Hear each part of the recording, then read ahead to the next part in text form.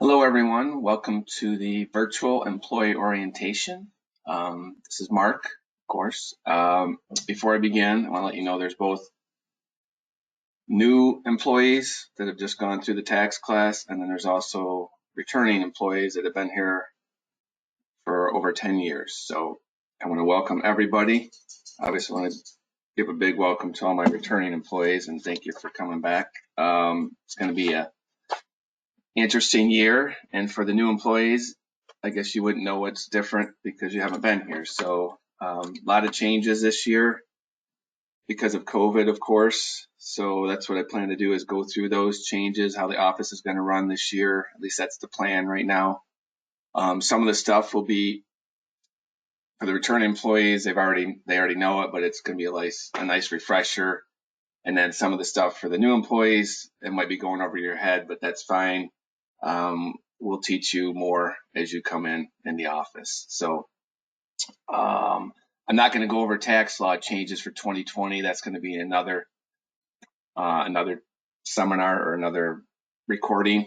This is kind of just what we're going to do in the office because there's enough of that going on, and just make sure you guys have everything done that you normally do, like your PTIN registration and everything. So right off the bat, I got the employee packet. So I'll send that out to everybody. I'll probably have the new employee or the returning employees just kind of maybe just send me a message, say you're good with everything. But this is what it looks like. I'll go over this real quick and where you can find that. And this, before you get started, this is the orientation outline here. If you don't have that in front of you, then if you didn't get it sent to you in a message, then you can find it when you go into Atom by going to homepage, go to office information as your business type, scroll down to preseason checklist, and here we go right here, employee orientation. Where is it? Right here, outline, and you can click on the folder and then go in here and you can find it right there. But I probably will send you a message with that outline. Now for the packet, that will also be sent as a message, but this is what it looks like. So it's got an I-9 form. So I have an X on every place where you need to fill out your name or your information, and then sign where it is. Same way with eligibility verification. These are all documents I have to keep in the office. So most likely to be your driver's license or your passport, somehow prove your identity. And then this one is workers designation as seasonal. So we're hiring for the most of you is just seasonal. So from January 1st to April 15th. So we are a seasonal employer, just so you know that. So most likely your employment will end after April 15th, if not before that. All depends on how our clients, they kind of dictate what goes on in the office. So if we're busy or we're not busy, kind of based on what the clients do and when they come in. Same way with this one. I'm sure you guys, everyone will do a great job and I want you back. So this is giving you reasonable assurance that I will hire you back. This is harassment, so we don't tolerate any sexual harassment. So I'll send out the in a message, so it'll have the document that you need to read to show what your policies are, and then you just sign off that you understand that we do have policies in force. Confidential material, because you're doing taxes, or even if you're not doing taxes, you're around a lot of confidential information, socials, birth dates, all that, bank account information. Make sure you do not take that outside the office. All right. Sign off on that. Your EFT information, so how I'm going to pay you. Hopefully you guys have bank accounts, or you can load on a card or something. Just give me your bank account information so that I can do direct deposit of your paychecks. W-4, this is going to tell me how much to take out in federal taxes. So it's very simple. Just say usually I default it to 10%. If you want me to do less than that, I can do 0, more than that, or even above 20%. But for students, most likely it's going to be 0% or 10% because you'll probably get everything back anyways. So just let me know. what you want me to do. Lastly, if we don't have anything for your availability, or if it's changed, or actually just fill this out regardless, just so we're up to date. If your open availability, say open, but most likely with the students, you'll be giving me days, but they could be changed based on what your schedule is for the term. So we're going to start building the work schedule, so we need this information. So as soon as you fill these documents out, you can go ahead and send it back to me. And how you would do that. I also have the, let me hit this. These are our messages, by the way. So under the user overview, our messages, I think the new people know how to retrieve that. And if you go to my sent, this is what I sent to you under the training. I think I have you as student training right here, student training. So I have, when I click on this, so you guys should be able to see this in the messages. You don't have to click on the sent one, you'd have the inbox. So it's going to have your employee packet, revise, and then your tax preparer position. So the position, you click on that, just going to say what your hourly rate is going to be, and you accept the position as a tax preparer, just sign off. So I know we're on the same page here. So these are the two documents, and when you send them back to me, you can sign everything and either most likely just bring them back in the office, because I don't know if you have a scanner or not, that you could actually scan and send me a message. If you do, you can do this from home. You just click here, you hit compose message. This is how we send a message, which is part of my orientation here. You're just going to pick somebody from here. So I'm right down here, Mark. Say what it is, employee packet. And then you come down here, you're going to browse. Once you scan a document, grab it. So I'll grab one of these things. Then I hit attach, and then you hit send. Now you don't have to select anything over here. You rarely have to do that. It's just going to be the list over here. Because if you were to hit Mark and then hit Office Manager, it will go to everybody who's listed as an Office Manager plus Mark. So I just send it to Mark, you hit send. That comes right there to me. So that's how we communicate with messages amongst the employees, as opposed to using regular email. It's all internal within Adam. Okay, so that gets to the first thing. Let me close out this employee packet, get back to my orientation. So tax preparers, so PTIN, new registration. So returning people, make sure that everyone's renewed their PTIN. That should have been done by December 31st. So Jared's been in charge of that. So you might want to check with him, shoot him a message, make sure he's renewed it for you. I think he has. All the new hires, we're going to wait till probably after December 31st, and then we'll go ahead and get a PTIN for you. So we'll do that in office. Hopefully we're able to come in the office. So new things, COVID-19 safety measures. So what we're doing in the office, a lot of new things going on. So obviously we're going to be wearing masks. So if you're within 6 feet of another staff member, if you're at your desk working, as of right now, we're fine with the mask being off, but and if you're comfortable wearing it on, whatever you want to do. Okay, but as you get close to people, we want to have the mask on. We're not going to have any face-to-face within clients. That's the goal. Okay, we got it set up so we don't have to do face-to-face so make everyone more safe. So both the employees and the clients.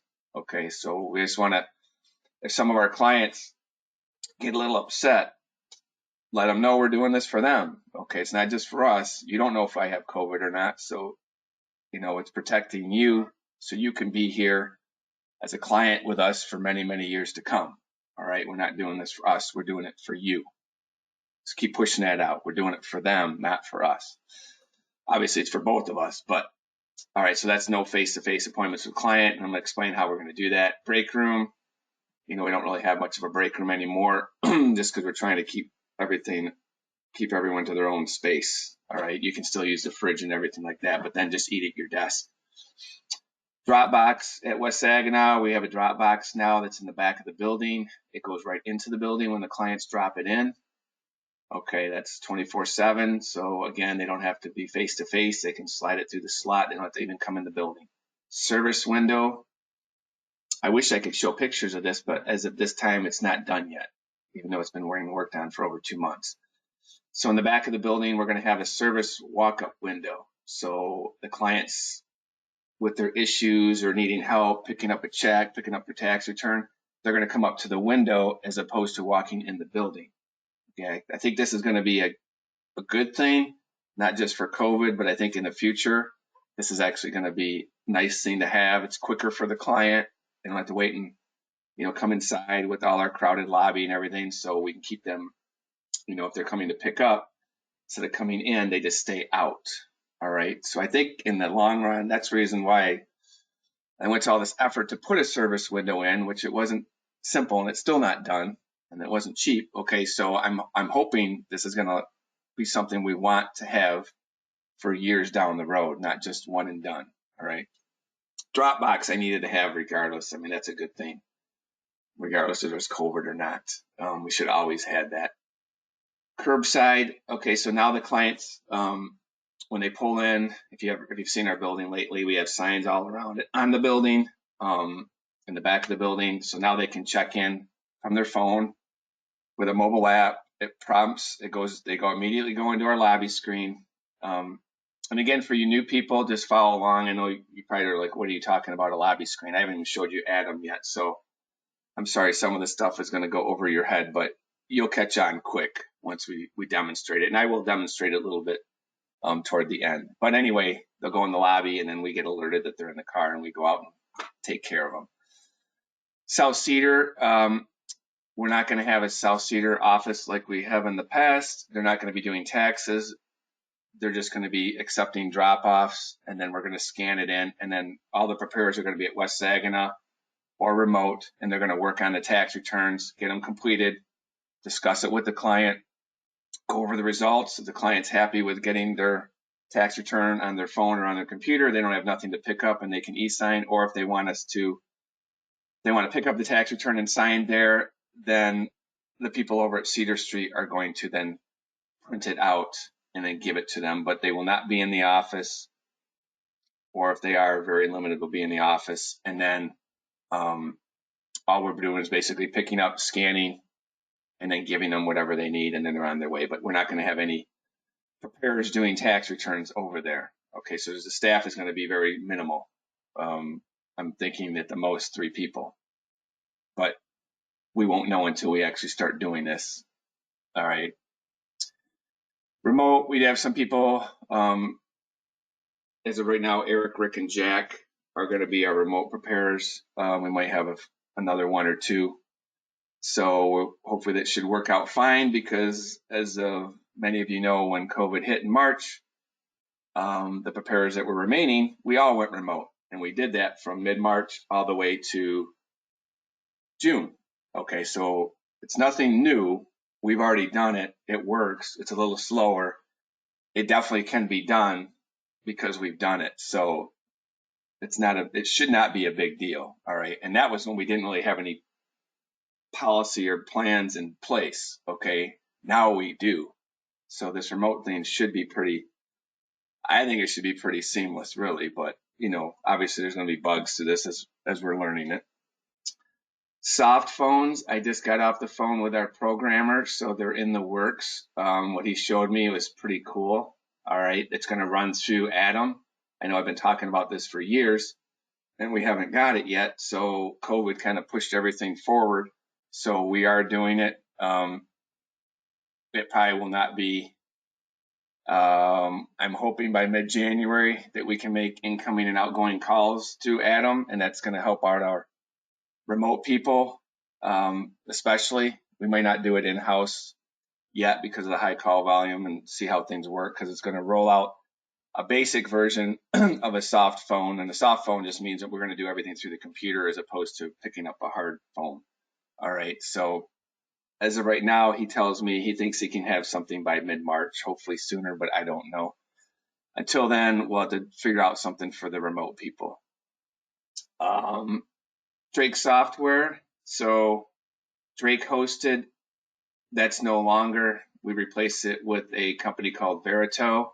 And what that is, again, it's just a way of us accessing Drake, not on our server, but it's on this Verito. It's the name of a company, Verito servers. Okay, so it's no It's actually easier than using hosted. It's all secure and everything. So if anyone has it on their computer at home, we'll just have to replace hosted with this. So that's actually a good thing. It seems to be working very well. Client documents. So we've done a lot of work over the summer. All right. So with COVID, we tried to revamp everything to make things run better and without the client actually in front of us. So we've done a lot of work on the client info sheets and all our sheets where we gather information. So because we're not going to have the client in front of us anymore. So we got to make sure that one, they're going to have to fill it out because one, there's a lot of changes. I mean, not a lot of change, but there's some major changes in 2020 that's going to apply to everybody. Okay, so they can't say it's the same because it's not going to be the same because there's got stimulus money. We got this new donation thing, so they do need to fill it out. And I'll just point out where they're at. I'll go over it real quick. So if I move this back over here, so where we have all this, in case you don't have it. So again, it's in Adam, office information, and then if you go to client docs, and you come down here to client info sheet, and this is where the latest one is. So Porter has worked very hard on this form. I've worked kind of hard on it too myself, but okay, so this is what it looks like. The nice thing is obviously it's all pre-fillable. It was pre-fillable before. It's got some new information, and what we did is we added more information that we need to do the tax return. I'm not going to go over it all with you, but the big thing is we actually added the rent information too. So there's 2 pages to it, and now we have, instead of having a separate, where did you pay your rent last year? Now it's all on the same form. So page 1 and page 2, it also asks for how do you want your refund? Do you want it direct deposited? Do you want it, standard mail? Do you want to get a refund advance? And it's got they're adding their account information too. Again, we're doing this.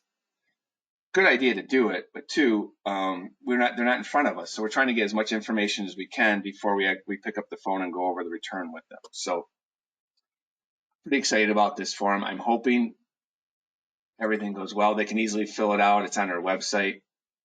And I'm gonna send these all out to everybody in my normal annual letter that I send out explaining how we're doing things now, and then the client information. So if they can fill this out before they come to the office, then that's one less step they have to do, and then go ahead and get it to us quickly, as opposed to have to wait there and fill it out. So let me close this out. Some of the other forms we have are, we updated the rental income and expense. Okay, that was Eric and Rick created one of those. We just made it so it's pre-fillable, so they can do it online. I'll have it on the website. Self-employment sheet revised. Our due diligence sheets, we made them pre-fillable. So then the thing is, because now we're going to be one is our remote preparers. They don't have to print out a piece of paper all the time, and then they have to scan it in. So now they're actually going to be able to check the boxes and then save it and then upload it to the client file. So that should be nice. I'm not going to get into all that with you at this time, but where you can find everything is, again, office information, client docs, and here we have them all. Here's my self-employment due diligence sheets, my rental income expenses, self-employment form, due diligence dependents, and client info sheet. So you guys can access all those and take a look at them. And I'll go over more stuff related to the tax law when we have the other session on tax law changes. Computers, nothing new here. Just don't leave when you leave, close Drake out, close out Adam. Don't completely shut the computer off. You don't have to do that. Don't use the computers for personal use. We don't want to get a virus. We don't want them bogged down with games. Everyone's got their own phone, which is just like a computer. If you have some downtime, which you probably will, I can't keep you busy all the time. I wish I could. Try to play on your phone if you're going to play at all. First, ask a manager or myself, is there anything I can do? Most likely we'll say do practice problems or whatever. Make sure you're ready to go when we get hit with the big rush. But if we don't have anything, just occupy your time. But most likely I'll probably want you to stay there because I don't know when people are going to come through the door, or not going to come through the door, when they're going to come up to the window or drive in the parking lot, and I need you. So there'll be times when there is downtime. All right, cell phone usage. I didn't really update this. Usually I was just saying if you're in front of a client, don't talk on the phone. Obviously, I know you're going to use your phone. You're going to text. You're going to talk to people, whatever. Just try not to do it when I really need you, okay, when we're busy, all right? Obviously, don't do it in front of a client. If you're going out to the car to gather their stuff, don't text somebody at the same time. Give them your undivided attention, okay? So that's all I ask. Don't do it in front of the client. It doesn't look good. And then if I need you to do the work, don't use your phone. Don't be on your phone. Please do the work. All right. Employee schedules, the work schedule. So I know a lot of you guys don't know who the people that are new employees obviously don't know the returning employees other than the few that they've met in the classroom. So we have Deb Porter, who's returning. She's always asked to do the work schedule, so now she's going to get to do it. So she's either going to say, I knew I could do it all along, or she's going to say, wow, this is really tough. I don't know why I asked to do this. Anyway, so we're going to try to get in advance. So that's why we need your availability, so we can build out the work schedule based on your, around your schedules. So we get busier, toward end of January and into February, and we may ask you to work more. So complete the availability schedule. Payroll. So for those that have been in training, I'm going to pay you for their training, but it's going to be into the 2021 season. So we pay every 2 weeks, and we pay on Wednesdays. So the first payday would be January 13th, 2021. So make sure I have your EFT before that. Let's see, if you don't have a bank account, then a check will be mailed, and it usually comes a day or two later on that. So 2 locations. We used to have 3. This is the second year now that Jackson's been closed. All right, so we still have obviously our main location, 4600 West Saginaw, and then the other location, 5525 South Cedar. So that one, as I said, is just going to be doing pickup and drop off. We just didn't. One, with COVID, we don't know who's going to, hopefully no one gets sick, but you might get quarantined or whatever and you're out. So I don't know how our workforce is going to be this year. So I didn't really want to spread it that thin. So I figured let's just keep everyone in one building, and we're not meeting with them anyway. So does it really matter that they're in their car at South Cedar and I'm working on their tax return at West Saginaw? I'm going to communicate with them by phone anyway. So does it really matter? That's why I came to the conclusion, let's just put everybody in one. It's easier for training, make sure everyone stays on the same page. I mean, we got so many changes this year. We want to make sure the key is this year, because of so many changes with the way we're going to do things in the office, is that we kind of all got to be on the same page. Because if someone's doing things differently, it's going to cause problems. If you're not putting notes in Atom, it's going to cause problems at the end, or you're moving it to the wrong place. So I thought the more people together in the same building, the better that we can make sure we're doing things the same. Okay. Hopefully it'll be fine with Cedar just doing pickup and drop off, and we can still do walk-ins or walk-ups, if you want to call them drive-ups, whatever you want to call them. That's the plan. Even Cedar Street. So websites, I just want to make sure you're familiar with the website. Let me show it to you real quick. So it is x-tax.com. I think I can get to it right from here. Let's see. So this is what the client sees. So if there's anybody answering the phones or whatnot, obviously you should probably be somewhat familiar with what the client or the prospect is looking at. So please go to our website, get somewhat familiar with it so you know what's on it. So when you're talking to the client and they ask you a question about the website, you're not completely blank. All right, so we did make a few changes on here, right here under client login. This is how the client will log into our portal, which I'm going to go over at the end. This kind of gives some benefits as to why they'd want to go to our portal. So we can have new clients can come here and existing clients. Now the existing clients will actually get right into the portal. The new client They're just going to be filling out some information about them because we don't have them in the system yet, and they can request that they want to be added to the portal. That's kind of what that is. I scroll down a little further. We've added this over here, service to keep you safe. Now we have curbside, online, Dropbox. Now online is just a portal. Here's our Dropbox. I put up front here, these are our questionnaires. This is our client information sheet. So I really want the clients to fill these out before they come in. So self-employment, I'm going to update this. So this isn't current. So hopefully when you're watching this in a week or so, this will have the latest here. But the checklist, this will be the client information sheet. So we're definitely going to be directing them to here to fill this out before they come in, to make it easier on them, because we're going to make everybody fill one out. So there's no reason to have to sit in the cold car and fill that out. They can do it, from their home, or they can do it online and then send it to us too. So this is what our website looks like. I'm going to leave it up because I'll probably refer back to it. Let me get back into here to my client info. All right. Whoops. PDF version. There we go. Okay. Parking. Obviously Cedar Street, not going to really have an issue with parking because there's only going to be a few people there anyways, at least for employees. West Saginaw, parking is crucial. Okay, the parking lot is now our office because our clients aren't in our office, our clients are in our parking lot. So we have to make sure we are not occupying the spaces that we want our clients to be occupying. So for the most part, probably even before like a really busy time, I'm probably going to ask most people not to park in the parking lot unless you can give me a very good reason. Because the way I see it, this is a business. Okay, so if you sit in that parking lot and you occupy a space for 8 hours, that's like I'm a tax preparer and I have a client sitting in front of me for 8 hours and I can't work on anyone else's tax return because you're hogging my desk.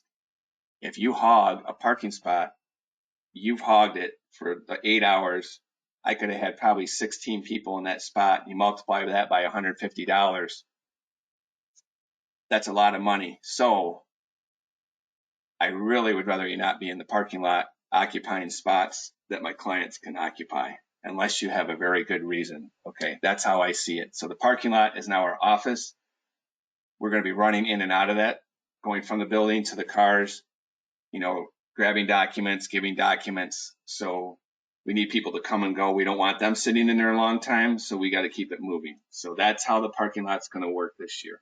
Okay. So anyway, there's parking on the street, or even better, I think, because we might have clients actually parking on the street because I'm anticipating our parking lot being very busy. So next to the Chase Bank, the big parking lot over there, they let us park there. It's only not even, if you want to call that a half a block, I don't even know if I'd call it that. It's not far to walk. Okay. I know we've been spoiled where you just get out of your car and you walk 10 feet and you're in the building. Okay. It's really not that far to walk from that spot.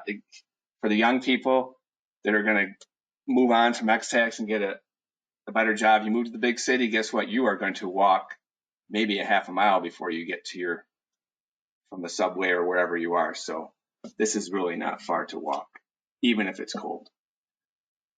All right, hours of operation. Depends on the office and time of year, and this is all going to be different because what's going on, we'll probably set to let you know. Normally we're open 9 to 7 once tax season kind of starts, and then Saturday 10 to 5, and last year we weren't open on any Sundays, and we probably won't be this year. But 9 to 7 is our normal office hours. We'll see what's going on at Cedar Street. We kind of got to play that by ear and see how things work out with the drop off and pickup. Breaks in the office, we don't have any set schedule for breaks. It's just whenever you need it. Nice thing this year is you're not going to have clients in front of you, so you can kind of, eat at your desk and do whatever you want to do. Lunch, same way with that. I was going to say, you just eat at your desk. The more you can keep your 6 feet distance, the better. Hopefully no one's going to get sick or is sick and brings it in the office, but we really got to protect ourselves, protect the business.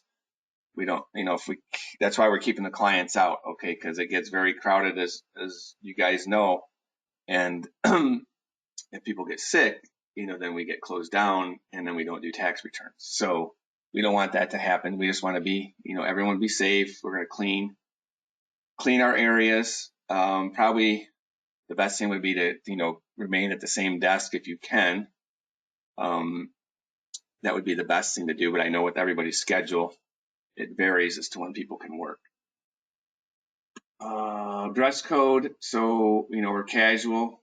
As you know, I don't like the blue jeans. Even if we're running out to the cars, I just don't think that's a good show for people when you're handling all their confidential information and everything. So obviously we have our X-Tax t-shirts and all that. For the most part, when they see us, we're probably going to have a jacket on. All right. We do have these reflective vests with our logo front and back. Okay, it's yellow. I don't need anyone getting run over. One is, I think, two, so we don't get hit. And then also, I think it's good that clients will know who we are. So if you just see people with, if you got your jacket on, hat on, if it's snowing out or whatever, and you're standing at someone's car, do they know who you are? Because they have nothing that says X-Tax. They don't recognize your face. So at least this way they know who we are, that we're X-Tax, and we're not just a stranger coming in and grabbing their documents. All right. So I really think wearing these vests, one, it's safe to do it, and then two, the clients then know who we are, or if they want to stop us and ask us a question like, hey, I've been out here 30 minutes, how much longer? They know we're not another client. All right. So I think it's even more important this year than in the past, like we're in the office, because when you're in the parking lot and it's kind of dark, they don't know who you are. So everyone's going to have a vest. All right. Security, shredding papers. Just make sure, we have the socials on these documents. Don't put them in trash cans. We have shredding, like they're blue bins. Okay, put them in there. So if you need to shred them, if you're not giving back, the best thing is give them back to the client. But obviously there's sometimes when we have, printed tax return wrong or something, we have to get rid of the paper. So we put it in the shredding. Do not put it in the trash can.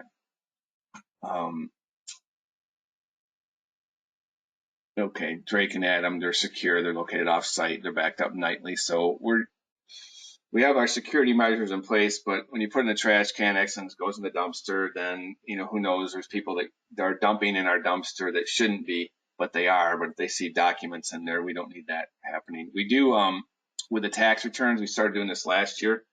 So the socials don't even go on the tax returns anymore. So we had a problem where we put them in the portal, clients accessed them, and we put the wrong one in the wrong portal.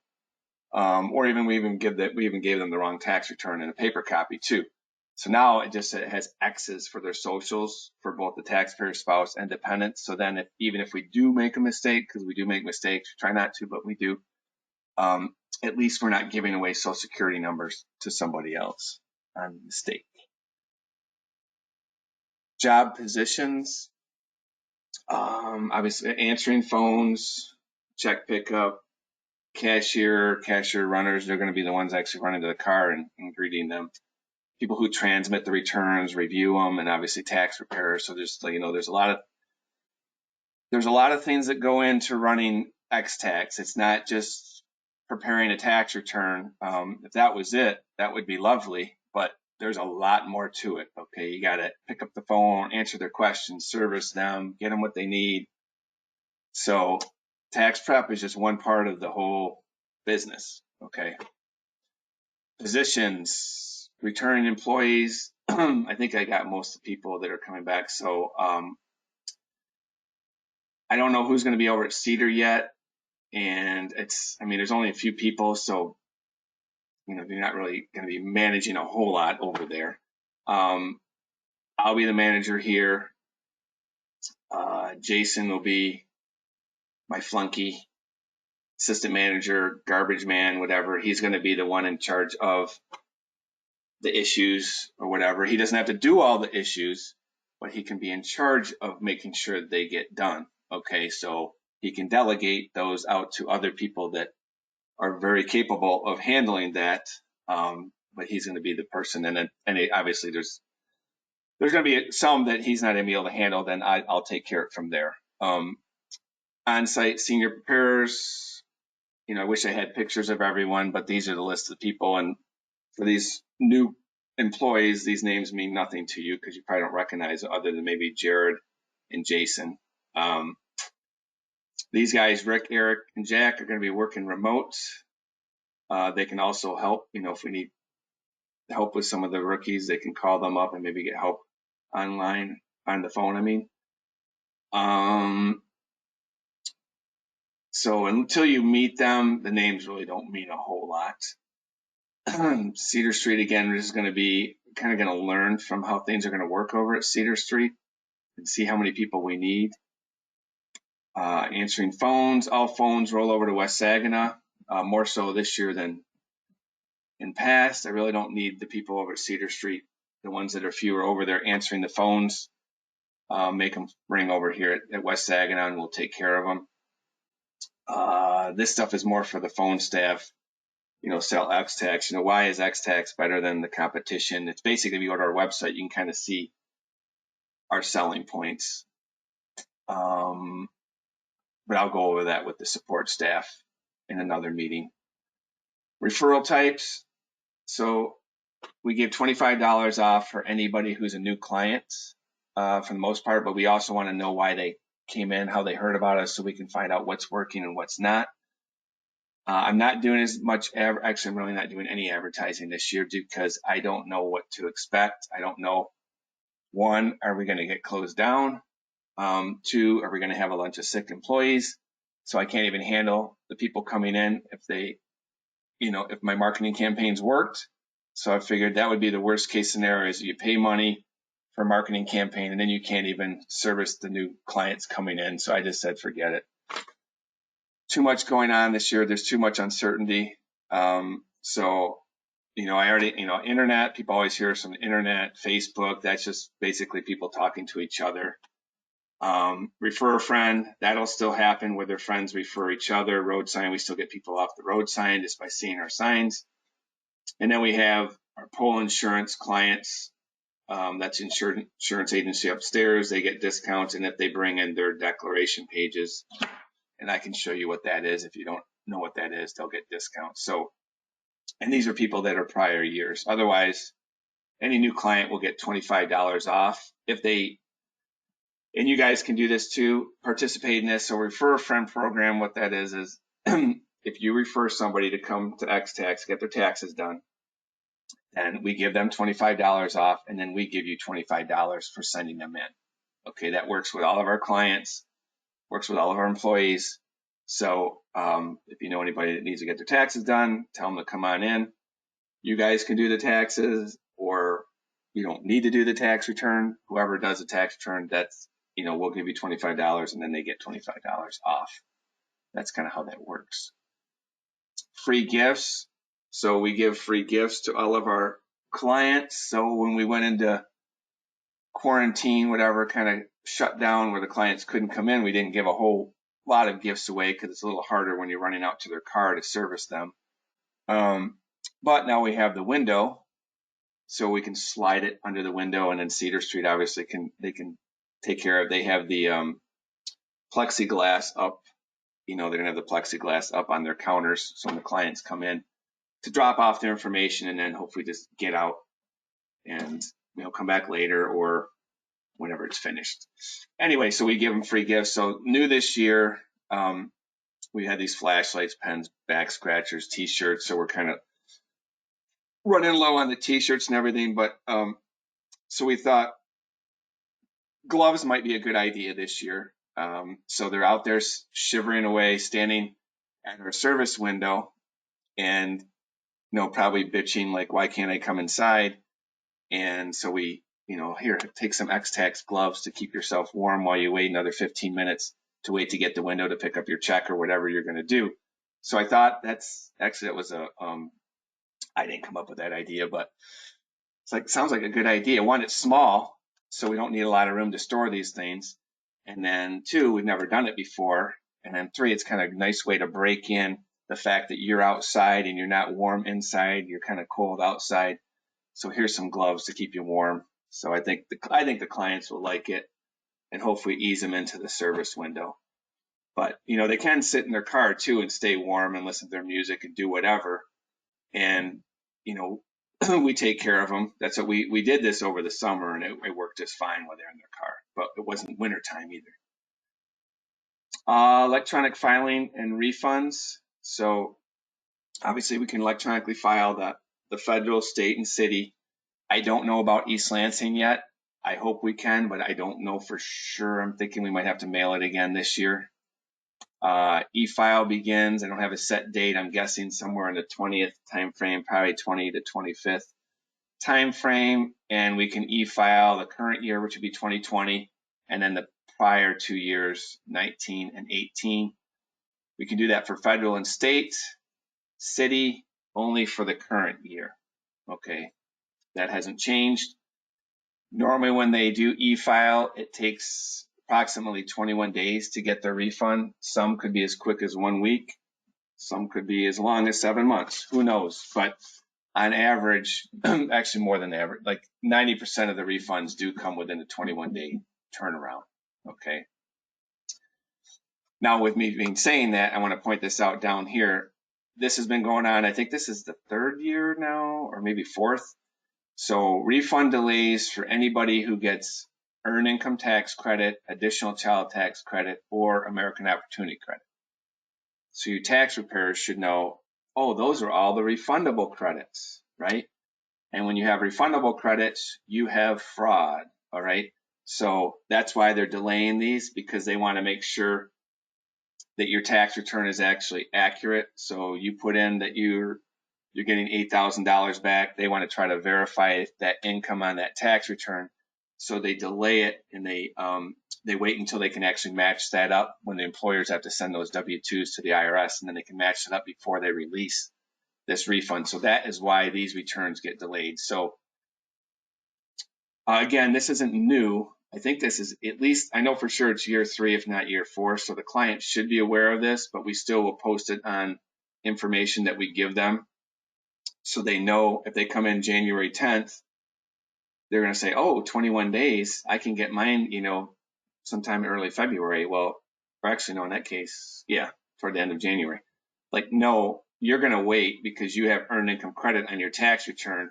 So they're not even going to start looking at it until February 15th. So you're probably not going to get your money until February 27th. So we want to make sure the clients are aware of this. They rely on us to tell them when they can expect their refund. So we do not want to tell them a date earlier than it's going to be. So if I have earned income credit on the tax return, I know they were not going to get that before February 15th. They may get it between this time frame, February 15th and 27th, but I would just say it's usually going to be toward the end of February. And they should be aware of that. But if you tell them, oh, in 21 days, and they come in here January 10th, they're going to start counting, and then they're going to call the office, and they're going to be mad, and they're going to want to talk to you as a preparer and find out, why'd you tell them otherwise? Because they've already put money down on a big screen TV or something. I don't know. Just make sure you understand how this works, okay, that these are delayed. And a lot of the returns are people coming in January and early February have earned income credit on there or additional child tax credit. So majority of the returns are falling into this category in the early time frame. Now, once they come in and you're past February 15th, then you're back on the 21-day calendar, okay? Injured spouse forms, for those that are aware of what that is, those are going to take 16 weeks. We can e-file those, but the IRS has bumped this up. They're like 16 weeks to get their refund. So just let the clients know if they're doing an injured spouse form. And then that's the new thing on the client information sheet this year, is that we actually have them check a box, I want an injured spouse form, and then they tell us which spouse is injured. So of course we want to verify they put the right spouse's name down. They didn't get confused on that, but anyway, so it makes it easier for us to make sure we don't miss that. Amendments, this is new this year that we can actually e-file the federal. They started this during the summer, this past summer, that we could e-file amended federal 2019 returns. So I believe we're going to be able to do 19 and 20 amendments for federal. Michigan, we should be able to go back to 18, 19, and 20. And then city, we can't e-file amendments. All right. Bank products, best way to explain these is to pull up my refund payment options. All right, so I'm going to close this out here. So where do we find that? Probably office information in Atom. And right here, I call these desk documents because they used to be on my desk when in front of the client. And right here's refund options. So this is where you guys can find all this stuff if you don't have it in the office. So I'm going to click on my uploads, my folder. And I have page 1 and page 2. So let's go to page 1 first. Okay. So we're using EPS Financial, just like we did last year. That's the name of our bank. And so bear with me, the returnees, because I got to go over this quick detail with the new people because they don't know anything about a bank product. So as I just said, normally the refund process, you get your return when you e-file the return, it comes within 7 to 21 days. Okay, within 21 days is kind of what the IRS likes to say. So obviously that means if you come down here, here's my disclaimer, is if you had earned income credit, additional child tax credit, American Opportunity Credit, it will be delayed until late February. Okay, so that's on here. You need to let the client know that, obviously. But other than that, this window of time, if they e-file it, it's usually going to be 7 to 21 days. All right. So our clients, a lot of the clients that come to us in January and early February is one, they come to us and they don't have money to pay us. They have no money. They can't afford to pay us. They want the fees to come out of their refund. All right. We can do that for them, but there is a cost to do that for them. So this one right here, this is IRS. So if they choose to pay us up front, see where it says pay now, and they can pay us with either check, cash, or credit card. I'm very happy with that. There's no additional fee. There's just our tax prep fee. So if our fee for preparing their taxes is $150 and they pay me with a check, it's $150. They're out the door. They're gone. I've e-filed the return. I can do direct deposit. They will get their refund in 7 to 21 days, unless there's the asterisk. They filed in say January and they have to wait till the end of February to get their money. Okay, so you want to let them know that. All right. So state refund, that'll come the same. We usually within 21 days. We say that too. So that one has, the state would come. So if they come in say January 10th, the state will probably come before their federal because there is no delay on the state if they have earned income credit. It's strictly the federal that they're delaying, not the state. State will process that thing and they'll get their money. They should get their money earlier. So let's say they don't have any money to pay us, which a lot of our clients don't. In the early going, they're typically lower income, and so they'd rather have us just take the fees out so they can have more money, to themselves, and they'll just take it out of my refund. I'm getting $8,000 back, just deduct your fee. Okay, that's perfectly fine. I'm happy to do that, but they do have to pay me an extra $75 to do that. Okay, so tied into this, there are these $75. There's a fee going to the bank. There's a fee going to Drake Software, and there's a fee going to X-Tax. Okay, so everybody has extra work to do when the client says, take my fee out of my refund. One is the bank's involved in it now, so they have to make this transaction actually work. Drake is involved in it now because they did the programming to help us make this transaction work. And then X-Tax is involved because there's a lot of clients that we don't get paid on. Plus, it's a lot of extra processing work to have this happen. So that's where the $75 comes from. Okay. So a lot of our clients are fine with paying the extra $75 and it just gets rolled into their, along with their tax prep fee.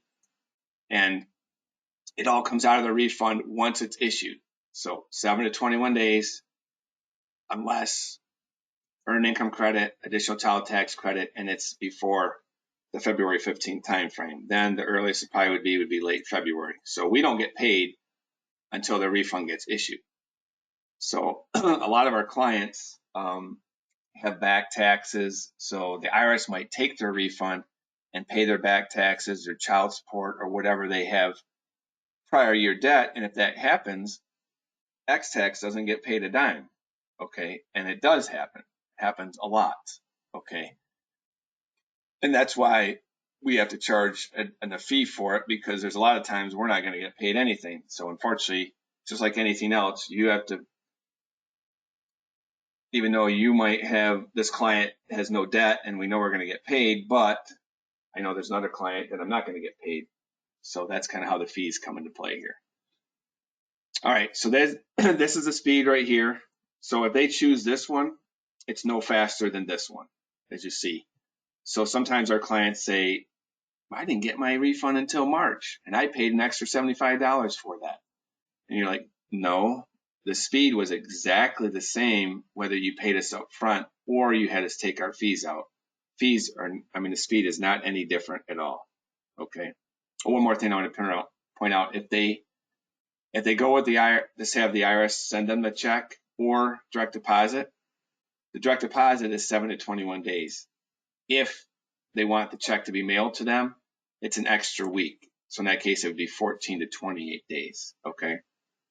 In this example here, they're not, the only check they're going to get is when we print a check. So everything is going to run, now it's kind of running through X-Tax. So they can do either, we print a check in our office. Okay, that's different than them getting a check over here with the IRS. This is where the IRS mails them a check directly.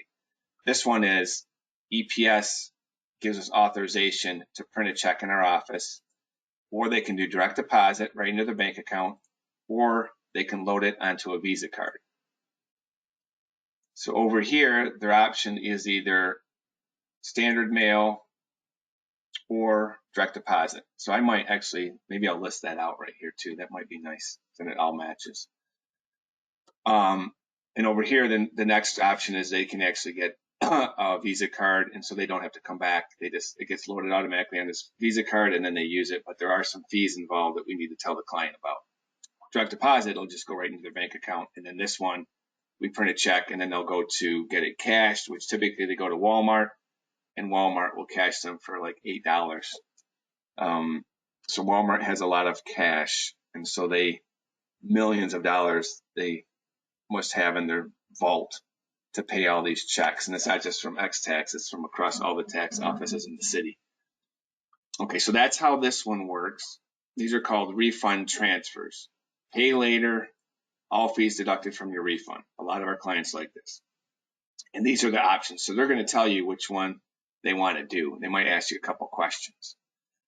Next one is a lot of our early filers like this one where they don't want to wait 7 to 21 days or even longer if they have earned income credit. They want to get some money right now. So we can do that. You can get money up to $6,000 today while I don't know if I want them waiting in my parking lot. I might make them go down the street and wait, and then we'll call them or text them when it's ready. But again, there's fees involved in this to get this money that quick. So basically what they're doing is they come in, the refund is $8,000, let's say. The bank that we use, EPS Financial, will then give them a loan based on what their refund amount is, and they have some underwriting guidelines that they follow. They want to make sure that they're going to get paid back. Okay, and the way they get paid back is when that refund gets released. So for some reason they think the IRS might not release your refund because maybe you owe prior debt, or for whatever reason, maybe in the past you've had issues where your refund didn't get released. So if that's the case, they might not allow you to get a loan. So it's not a guarantee. We can put in for it, and then the bank makes the final decision. That's why I have right here, the bank makes the final decision, not X-Tax. Because again, the bank wants to make sure they get their money back. And of course, the way they do that is through the refund, just like we get paid through the refund. But we don't have any way of looking to determine, are we going to, is your refund going to get released so we get repaid? So the fee structure, it's a big range here. It goes from $75 all the way up to $430, a lot of money, plus whatever their tax prep fee. And there's a minimum of $75. So if they get denied, we put it in, say they want to get a loan. So we do the paperwork, and I'll show you how to do that, not in this seminar, but in the next, while you're in the office. And they get denied, because people will get denied. Then they're probably like, well, fine, but I'm not going to pay anything, right? Like, well, yeah, you're going to pay the $75. and they get kind of angry. So I tried to lay it out as best I could to let them know in advance. It says $75 minimum fee, even if loan is denied. So they will have this information in front of them. Whether they read it or not is another thing, but they will get hit with the 75, because then what it'll do is it'll flip over to this. And so then we get paid when the refund gets released, but that is a $75 fee. So that's where that 75 is coming from. So it just flips from, you're not getting a loan. Now it's flipping to this product where we were going to deduct our fees, and that would have costed 75 anyways. And that's exactly all we're doing now is deducting our fees. So they just need to know that there is a minimum of $75, even if they get denied. Okay. And again, they can get a check printed in our office. They can do direct deposit, or they can have it loaded on a prepaid Visa card. So the direct deposit is new this year. We didn't have that last year for the loan. So that's a good thing. So we prefer to have them not have to come back and pick up a check, because that's one more trip to the office. And again, I'll do it on the safety COVID thing, is that one, it's more work for us. It's a little more work for us. We got to print the check, contact the client. They come in, they stand in line, they hog up a parking spot. So if we can prevent that from happening, then it's even better. I mean, I'm going to give them whatever they want. But if they do direct deposit or a prepaid card, they don't have to come back. And so that's one less trip. When they leave their house, they come out, they could get sick, so you can use it as a safety issue. You want to stay safe as possible. You probably want to stay away from here, because we got a lot of people coming in and out of here. So if you do direct deposit or a card, you don't have to come back. You're done. You just leave and you get contacted when the money hits, and you go from there. So now these are the fees related to the federal. If they decide to have the state also, they want to have the state go in this way, like either check in our office or on a Visa card. If they do direct deposit, they could just have it go over here, but there is an additional $12 fee added on to the 75. So some people there's a lot of people that just like to pick up the checks at our office, just because they don't trust their mailman. They don't have a bank account. They don't want the prepaid card, whatever. They've always done it in the past, and they just feel comfortable coming in that way. And that's fine. And they even sometimes want their state refund to go too. So that's $12 extra on top of the 75. So this is what the fees look like. So if I go to page 2, how it's broken out. And the client will have access to this too. So from between $150 and $1,000, the fee is actually $75. So this is actually a very good deal. So there is no additional cost. Like if you say, I just want you to take the fee out of my refund, well, look, it's $75. Well, then you could say, well, do you want to try to get some money up front and get a loan up to $1,000? Because the fee it's the same fee. You're going to pay $75 regardless, so you might as well try this one, and you can get some money right now. Well, some people are still skeptical, and they're like, no, I don't need it right away. I just don't want to pay you anything. Just take the fees out. That's fine. But just so you know, they dropped it. It was, God, was it 500 to 1,000 last year? I can't remember. They dropped it all the way down to 150. Okay, so there's a lot of people that were denied, and the bank didn't want to give them any money at all because whatever, they were high risk. Who knows why? So they lowered the amount even lower. So I think more people will get approved, but the amount might be lower. So the bank kind of decides where they're going to fall in this range. Now, if they just decide to say, hey, I don't want to pay anything extra, I just want the 75, then it's going to either be 150, it could be 150, 500, or 1,000. If they want to go higher than that, anything above here where the fees start going up, then it's going to be based on the percentage of the refund. It could either be 25%, 50%, or 75% of the refund. So the bank will make that decision. They can't say, oh, I just want $3,000. I don't need anything more. They're not able to do that. The bank is going to do it. It's going to give them the highest one that they are going to allow. Okay, so it's kind of out of your control. It'll never go over 6,000. But just so you know, if they say, I just need 2,000, well, it doesn't make a difference. The bank is going to determine what they're going to allow you to get, and they're going to give you the highest one possible. So it could be all the way up to 5,000 or 6, even though they only want 2. So hopefully that makes sense. For all you people that are new, this stuff might be a little overwhelming, but you'll get just like all the other stuff you got used to doing taxes, it's the same thing because you're going to do this on almost every single tax return, one of these things. So you're going to get very accustomed to it. So it'll be very simple. It's a lot easier than doing a tax return, okay? But it's part of doing a tax return, so you can't just ignore it. It's part of the whole process. So once a client gets a refund, you have to then ask, how do you want that money back? Or do you want to pay us up front? Now, the client info sheet does a good job asking that, so at least we know that answer, that they want us to either deduct the fees, and it even has a question on there, do you want a refund advance? So then that's less that you have to even ask them. And then the only thing you would have to say is, and they're going to have this sheet in their car, so you'd say, which one do you want to go for? Do you want to go for the minimum or the lowest amount, which would be the 75, or do you want to go higher than that? And then you might have to explain a few things to them. But, we're going to be watching you and helping you along the way. Now, one thing I want to point out for our returning people that are, I'm boring them to death right now. There's one little difference here. So you can give these loan advances as early as January 2nd. So that's before the IRS. Remember, I told you the IRS is not going to start accepting returns until, say, January 20th, or even probably later than that, probably closer to January 25th. But we're able to give money to these people prior to the IRS even accepting a return. All right, now that's higher risk on the bank's part because, one, for all they know, maybe these kids have already been claimed, but you don't know that because the IRS hasn't even accepted a return yet. So they're giving a loan before the IRS even accepts the return. So the fee is going to be the same. The only thing that changes is the most I can give would be, I couldn't give the 150. It would start at 500. So I don't think that's a big deal. But just so you know that you'll never see a 150 loan amount, which is pretty small.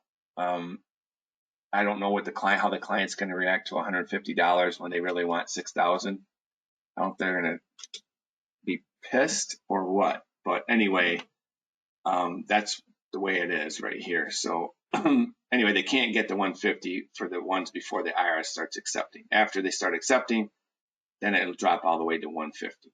And then new this year is direct deposit.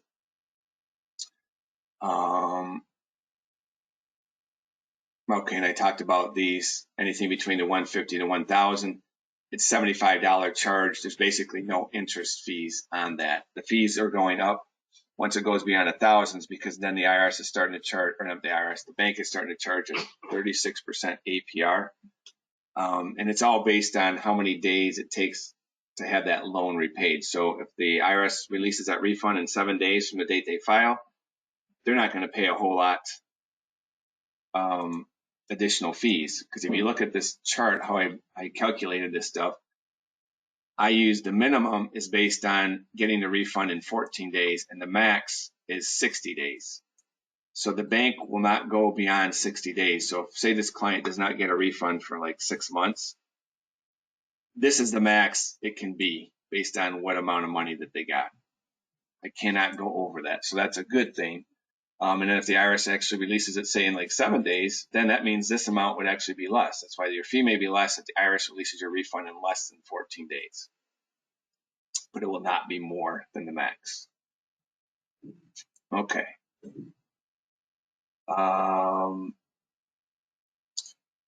This one with Drake, I think I might stay out of Drake and I'll do that when I go over like the Drake or the 2020 tax law changes.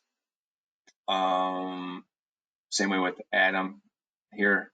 Training on the tax side, especially all for you new hires, is that we have earned income credit tax training. That's through the IRS. We'll show you where to go for that. This is like an online tutorial. As you know, we've talked about due diligence, where you got to do your due diligence to make sure that that we're asking the right questions in the second and third question. So in case the client is lying, okay, that's all because, well, one, we don't want to do a false return.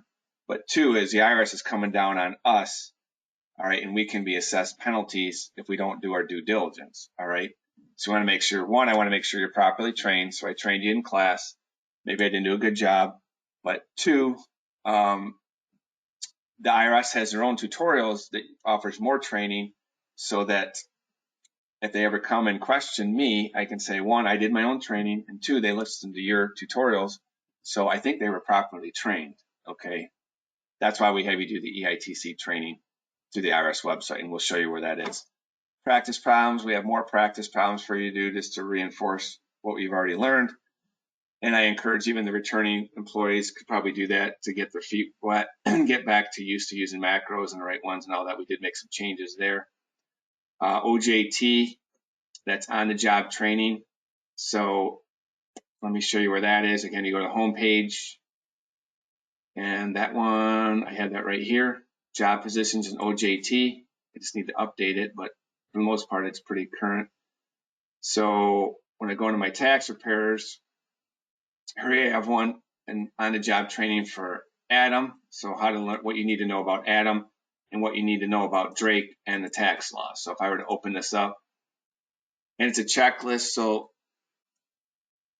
especially for all you new employees, you're probably like, oh wow, this is a lot of stuff that Mark's giving me. How do I know what I'm supposed to know and what I'm not? I mean, I've covered a lot of material. So this is kind of like what I think you need to know. And like there's a few things like obviously apply for your PTIN. We're going to help you with that. Earned income tax credit. What is that? Oh, that's the compliance training. I want to make sure you do that. Understanding filing statuses. I mean, for the most part, we just dealt with head of household, married, filing joint, and single. We might cover these a little bit with you guys, but those are the key three. So there's a lot of things that, and I'll update this because I see there's some things that need to be updated, but like what's W-2 income, everything for the most part, we've already taught you probably 80% of this stuff. All right. Now you may have forgot it. You might need to do a little review, but so you'll work with a senior preparer and, you know, they'll answer any questions you have. They'll kind of look to see like, do you understand, you know, filing status, whatever, where does it go on a tax return and how does it work? And then to make sure you have a, you know, a decent understanding, obviously you're not going to go inside and out, but this is kind of what we have. So you have some guide to go by, like student loan interest, educator expenses. You know, we covered that in class. Standard deduction versus itemized deductions. So if you know all this stuff, and there's some stuff we didn't cover, and that means that senior preparer can go over that with you. But for the most part, we covered, you know, everything. And now in Adam, I haven't showed you how we're, you know, recording everything in Adam and how that basically manages our workflow. And I'm going to show you that some of it today, but we'll go over that. You know, we still have a lot of time. Okay, so don't be overwhelmed or anything. There's still a lot of time to learn what you need to do. You've already done the hard part. All right, this next part is pretty common sense on how things should run, you know, kind of in an office. So this is the OJT though I'm talking about. So you'll work with a senior preparer going over this to make sure you understand it. And obviously ask any questions. That's the whole thing. We always want you to ask questions. All right, let's see where we're at here on our thing. Pull this back up here. Training Adam. All right, so now we're going to get into, show you a few things with Adam. So far, and I'm referring to the new people. Hopefully you guys know how to log into Adam. These people have been here for over 10 years, but I know you forget your password and all that. But, and actually, if you forget your password, if you have, let me go to that. If you forget your password or when you forget your password, there is actually a button that says forgot password. All right. When you click on that, it'll say, what is your last name and what's your email? Make sure we have your email in there. I know I have your last name in there. You will then get emailed a new password, and then you can update it once you log in. So that is a way of when you forget your password to take care of that issue. So to log in, obviously you guys know how to do that. You just would then your password, you do this right in here, enter it in. Maybe I shouldn't have done that, I'll forget it.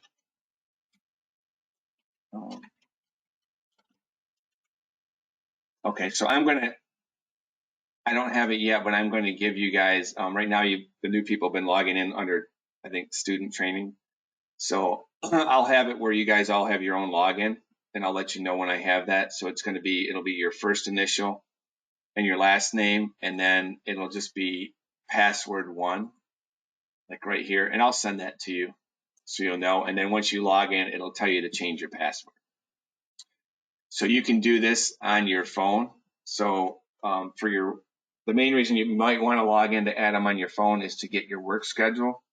Okay, so we're supposed to have your work schedule set up in advance, but sometimes it gets busy and it doesn't get set up as quickly as we'd like it to.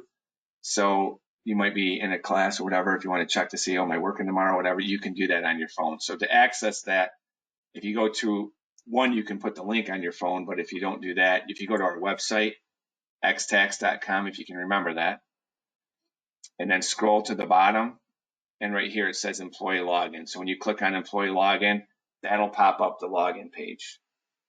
Now, I don't want to click on it because it's going to log me out of my current Atom, but that's an easy way of getting to the login page to log in and then look at your work schedule. And I'm going to show you where you can access your work schedule in a second. Okay, update contact information. So once you get in and I give you a name and everything, so what I want you to do is click on your name, and that's going to shoot you to your contact information page. So right now I'll probably have just the basics. I won't have your address. I won't have your social. I won't have your phone number. I might have your phone number. I'll probably have an email address, and that's about it. So if you want to update that for me, like right here I'm seeing, I can't believe I didn't update my address, and the reason why I'd like you to do this is when I do your W-2s next year, it feeds off this page. So if you have this all updated, it makes it a lot easier for me when I go to do your W-2s because it just pulls from that and then produces it onto the W-2. If you don't, then I have to go back in, dig through your paperwork, that employment package there that you gave me your address and everything, and I'll have to enter it in here. So that's going to save me time. Plus, if you have your right phone number and email, if we have to contact you, we can easily do that. Now, if something changes, your phone number changes, your address, you actually don't have to tell me. You can actually go right in here and just change it yourself. So you just click on your name and you go into here. You can also change your password at any time. So you'll be prompted to change it as soon as you log in the first time.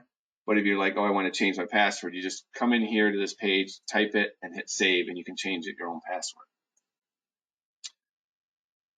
Okay, so that's your update your contact information. Now my user overview. So this is my assigned tasks, my messages, my appointments, my work schedule. All right. So when I click on my home page here, you guys probably haven't paid attention too much of this. So I know you guys, the new hires, have gotten some of the your messages right here. So this is where you'll see if we assign tasks to you. If you click on this, this will show your assigned tasks right in here. And you want to take care of those, obviously. And your messages, this is how I'm going to communicate with you or anybody in the office. We'll send you messages. You'll see you have one new message. Just click on it and you can read it. That was actually coming from me. All right. And this one is if you have an appointment, which you guys probably won't have any appointments, at least the new hires, because nobody knows you work here. And this is your work schedule. So when you click on your work schedule, this will tell you when you're scheduled to work. All right. And then what office you're going to and what you're doing today. Okay. So you definitely want to look at that. It'll highlight in yellow when they just issued the work schedule out. So it shows it's new. So you might say you have, I don't think it says new in here if it's a brand new work schedule. Anyway, so this is all related to you. Okay. The office overview is related to the office in general. And this is all like incoming communication from our clients to XTAX. So this one's coming from the office portal. And what an office portal is the secure way of communicating with the client and also passing documents back and forth with the clients. So you guys are probably familiar with, I'm sure you guys do online banking. It's the same thing. So your online banking has a lot of stuff you can do. You can check your balances, you can make payments, you can do all kinds of stuff. So same way with our portal is way they can, and I'll show it to you, they can get a copy of their tax return, they can send you W-2s, they can make a payment, they can check the status of their return and their refund, schedule appointments, update their contact information. So if they send you a message or upload a document, it'll come through here and say, we have one new message, all right? Prospects, that would be someone who's not a client yet and they're trying to communicate with us from our website. So right here, if they say ask a question, when they fill this out, it actually funnels right in on here and it'll say you have one new message. So someone might say, like I saw one in there today, it said, are you guys doing refund advances already? So we're not, because we can't do those until January 2nd. Or they're going to say, how much do you charge? So we want to answer those questions. This would be the support staff would be answering those. Twilio, that's how we, obviously the new people, you've gotten texts from us. So it's through a company called Twilio. And so when our clients communicate back with us by texting, it'll come right in here and say you have a new Twilio message, but basically it's a text. Email, obviously you know what email is. We can email out of Atom, they can email back into Atom, and everything goes right into their file. But this is Office Overview is all the way the clients can communicate with us. Obviously they can pick up the phone and call us too. That's hopefully soon. That'll be right here and it'll say you have one new unanswered phone call. All right, that's the goal. Not going to happen overnight though. But anyway, so they basically all forms of communication from the client would be able to funnel into Atom, and it's all stored and organized inside their client file. So you don't lose anything. That's the nice thing. So this is the office. This is you specifically. Now this over here, office events, this is going to track the flow of the client or their tax return moving from one stage to the other all the way down to complete. So these are all the areas where the client could go, and we want to make sure we know where it is all the way through the process, because a client might say, hey, I dropped my stuff off 2 weeks ago. Where is it? Well, it should be somewhere on this homepage. It's probably not complete yet because they're calling and asking a question about it. So it could be in reviewer questions. It could be in tax preparation. It could still be in drop-off. So I have a client. Let me see. Let me make sure I'm not jumping around here. So I'll do the workflow. I'll come back to the punch clock. Okay, I jumped this, but all right. So how we're going to do things this year is I got this Johnny tester here. So the first step is how it's going to work is client's going to drive into the parking lot. A mobile app is going to pop up. And if you guys haven't seen it yet, if you log on to xtax.com from your phone or your iPad, the first thing that's going to pop up is going to say curbside check-in. Okay. And then over in the right-hand lower corner, there's also a blue button there that says curbside check-in. So they can do that from any page. So if you look at our building, it says curbside service, check-in online at xtax.com. All right. We're also sending that same curbside check-in link to them when they schedule an appointment or their appointment confirmation. So they have all kinds of ways of getting to this page. So what the page looks like is, I mean, you guys can go there too. Just don't check in, but you can look at it. But this is what it looks like. M for mobile, check-in 2.aspx. Oops, I did something wrong. Oh, it's just, I might be just check-in 2. Let me spell it right.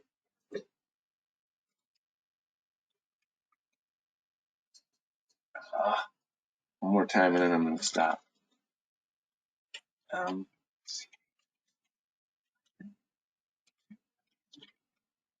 There we go.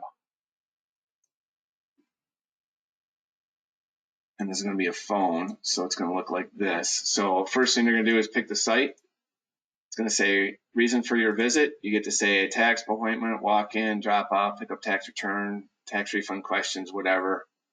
And I'll say appointment. And then where did you park? So I can pick, these are all the spots over at West Saginaw, all the way down to 39. Or I can say I'm in the service window online or street parking or other. All right, so I select that. Then I'm going to enter my social. And then I hit continue, and then that'll check me in. And it'll take me right, so that's my starting point. And get rid of my website now.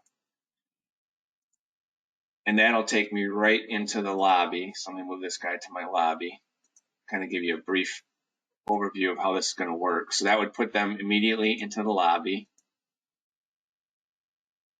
And I should have created a tester here for you. So right here, lobby check-in. All right, and then I get alerted right here. I have one. Now, if this came directly from the mobile, if I would have checked them in, I'd have a little car right here. So I know they're actually coming in from the car. And we have it rigged with help from Jared that as soon as they pop into the lobby, a sound like a chime goes off. Okay, so we can easily look at the lobby screen to see, oh yeah, there's someone in the car. And then I can look right here and it'll tell me exactly where they're parked. All right, and why they're here. So from here, I just move them from, stage to stage where they want to go. So if they're going to go to drop off, now I'm not going to get into all these.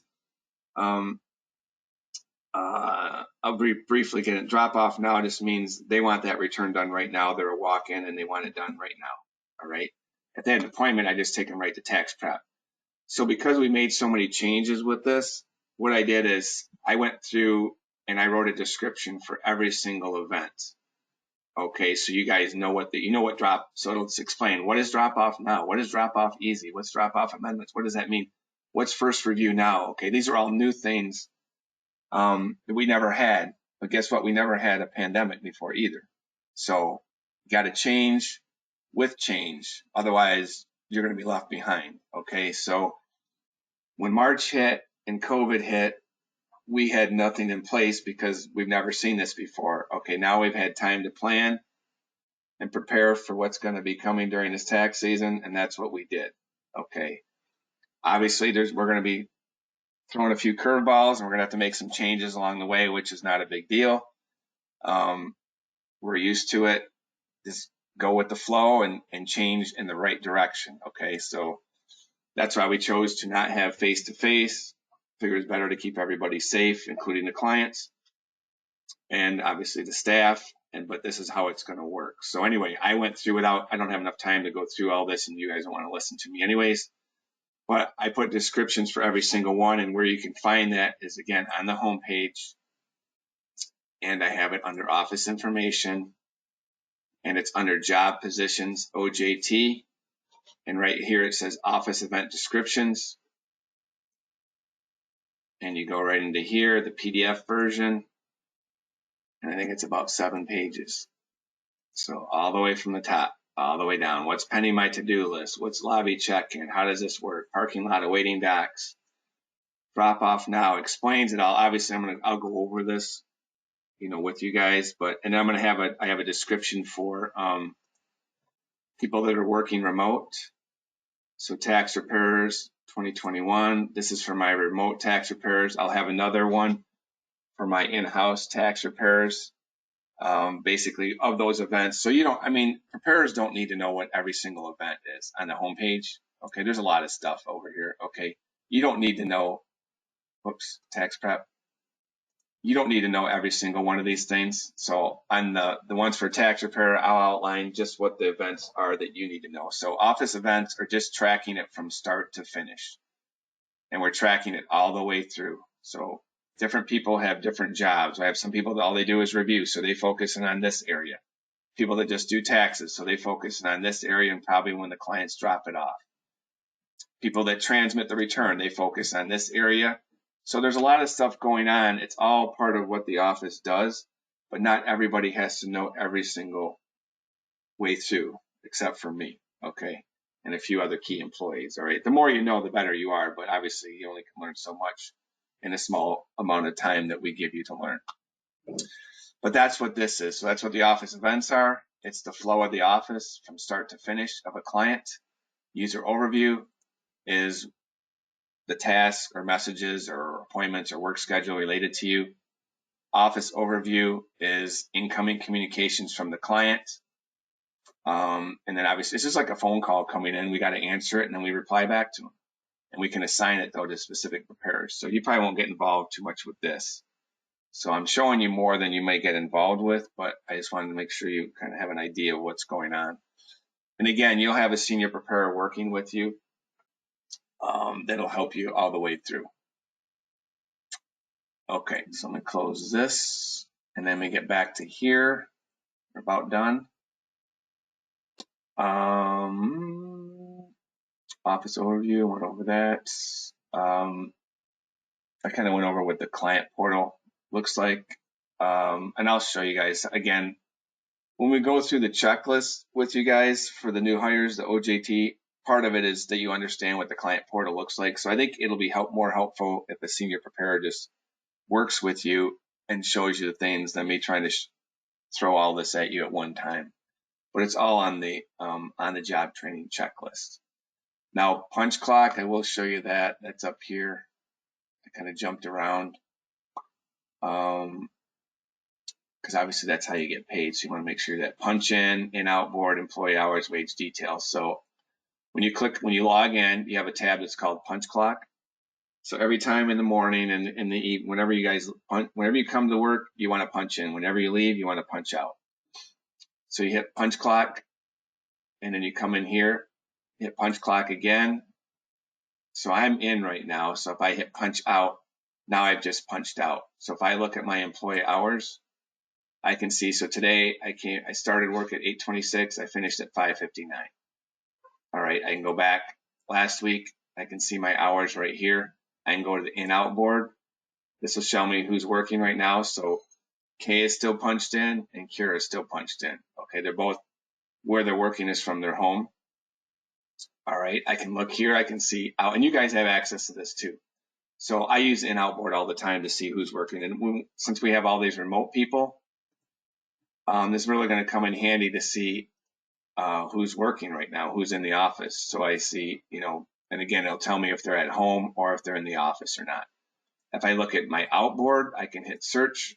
This will tell me who came in today, and if they're still in or they're not. So, I'm sorry, this is out. So these are the ones that were here today, but now they've left, and there's their in and out times. And the reason this is handy is that if you're like, oh, I thought Jason was working today, I'm like, oh yeah, it looks like he's already punched out. So that's kind of how the in-out board works. Employee hours, getting back to this, what I want you guys to do. So I do the payroll for X-Tax. So you guys got to punch in, punch out. I know you're going to forget to do it. All right. And I will let you know who's going to be in control of, or who's going to manage the, when you forget to punch in and out. Cause I can do it, but I've got a lot of other things to do too. So I'm going to assign that to somebody and I'll let you know who that is. So when you send a message, say, hey, I forgot to punch it in today. Because if you forget to punch, say you punch in and you forget to punch out, it's going to automatically punch you out when it hits midnight, and it's not going to give you credit for working at all that day. So just so you know that. What I want you to do is you get paid every 2 weeks. So what I'd like you to do is at least say at the end of the 2-week period before I do payroll, go back in here and take a look at your hours and make sure they're correct and say like, oh, I forgot to punch it on Wednesday here. I think I worked it till 3 o'clock. Let me tell whoever, Jason. Okay. And then they'll go ahead and correct it. Because right now I can do it because I don't have that many staff, but I swear every time I do payroll, one of the employees forgets to punch out and I'll come in here and look, it's like, oh, 0 hours. I know they forgot to punch out. So during tax season, I'm going to have probably 40 employees. I don't have the time to go into 40 employees' hours for 2 weeks to see if they forgot to punch in and out. When it comes to that point, I'm just running payroll. And if you forgot to punch in or out, you aren't getting paid until you tell me that you forgot to do it. And it's like, oh, I was supposed to get 500 this week. I only got 200. I forgot to punch in and out a whole week. Well, guess what? Now you're not going to get paid till the following pay period. Because once I do payroll, I got to do a lot of reports and everything. And it is a nightmare to go back and recorrect anything. So I just say, you're just going to wait till the next pay period because it's too late. So all I'm asking, it should take you no more than 20 seconds is to look at and I say this to not just the new people. I say that to everybody because I have nothing but returning people working for me now, and every pay period I have to correct someone's payroll. Okay. So my new people, I'm sure, are going to do it because my people that have been here for 13 years are still doing it. okay? Just go in here, click on the pay period, look to see, looks good, looks good. That didn't even take me 10 seconds, okay? By you doing that, you're going to save myself a lot of grief, and then I got to go in and, I got to adjust time for the next pay period and everything like that. So it's just it causes more work for me, okay? Just go in and double check it. That's all I'm asking. And then you can also go ahead and run a report, wage details. So if you want to see what your so this is going to show you what your hours are, but you're like, well, what am I actually going to get in my bank account? So if you go to reports and you come down here and go to, and you're not going to see all these, you only see a few reports. I'm seeing everything because I'm administrator. Where it says payroll wage details, plug in the date range. So whatever you want to do it. And then you just select, you're only going to see your name. You're not going to see everyone's name. So if I just select on Mark and hit go, then it's going to calculate, it's going to tell you what you're paid. Here's the net amount. So this is after your taxes. So that's what actually would go into your paycheck. So I encourage you to do that because one is if there's a mistake, I want to know about it so we can get it fixed before I do the payroll.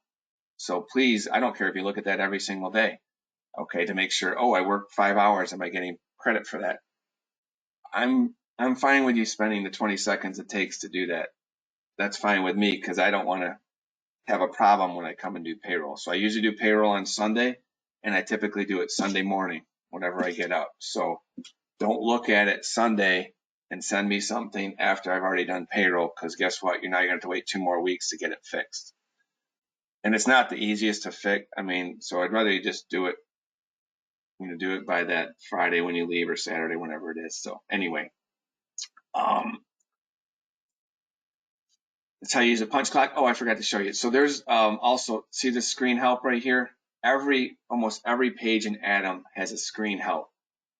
So if you ever want more information about Atom, like this is going to go off to YouTube and give an explanation of how these, and you can listen to me.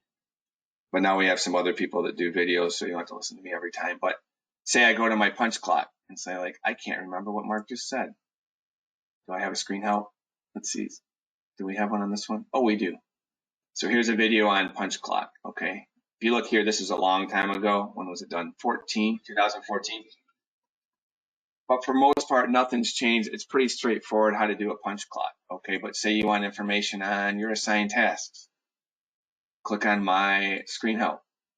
Okay, this is going to show me, wish we had more information, but this is going to give me an overview on my assigned task or employee assigned task. So every page within Atom has a screen help for the most part, and it'll give you more information about what that page is supposed to do. So if you're questioning, like say, if I'm inside of, even in here, do we have it on here? I guess I don't have one on messages because messages are pretty straightforward. You hit compose message and send it. But inside of a client file, which we haven't really talked about, there's a lot of screen helps inside there. So just, use those. That's why they're there. Obviously, we sell Atom to other users, so that's really why they're there. But, take advantage of it being there. And I think that's about it. So, like I said, I'll do another one of these when we go over just tax law changes. There aren't a ton of tax law changes. I'll show you some things in Drake with the new software. But for the most part, what you guys have learned in class, you've covered pretty much everything other than here and there. There's a few changes. But now we just need you to learn, I guess, some things on Atom. And obviously, this stuff for the new people is no big deal because they don't know how we worked last year. For the new returning people, this is all brand new and you got to get accustomed to it. But as you know, with X-Tax, we're pretty much all about change. So we always change for the better. So we're actually taking advantage of some of the things that, COVID-19 is awful, but, it forced us to do some things that are making us better.